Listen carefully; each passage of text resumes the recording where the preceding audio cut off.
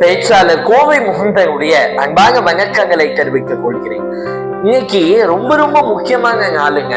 தேசிய இளைஞர்கள் தினம் இன்றைக்கு கொண்டாடப்படுகிறது. சுவாமி விவேகானந்தர் உங்களுடைய பிறந்த நாளைத்தான் நாம் தேசிய இளைஞர்கள் தினமாக கொண்டாடுகிறோம்.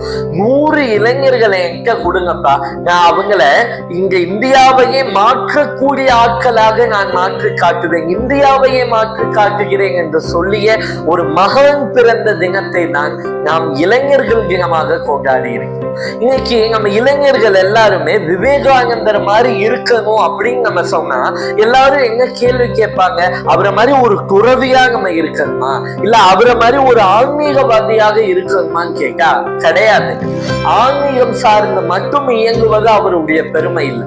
தேசியத்தையும் தெய்வீகத்தையும் தன்னுடைய இரு கண்களாக பாவித்து செயல்பட்டவர் நம்முடைய சுவாமி விவேகானந்தர். அது மட்டும் இல்லாம இத்தோடு அவர் பெருமை நிறைவடையல.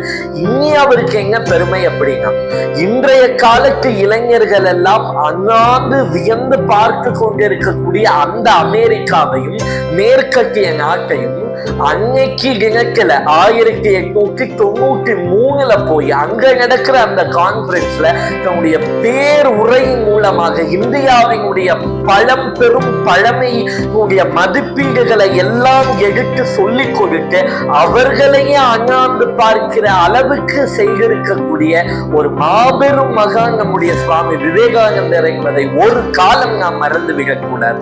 இந்திய திருநாட்டிலே இருந்த மற்ற நாட்டை அண்ணாந்து பார்ப்பது அல்ல நம்முடைய பெருமை, மற்ற நாடு நம்மை பார்த்து அண்ணாந்து படக்கூடிய அளவுக்கு செயல்களை இன்றைய இளைஞர்கள் செய்ய வேண்டும் என்பதற்காகத்தான் தேசிய இளைஞர்கள் தினம் நம்முடைய சுவாமி விவேகானந்தரினுடைய பிறந்த நாளில் கொண்டாடப்படுகிறது.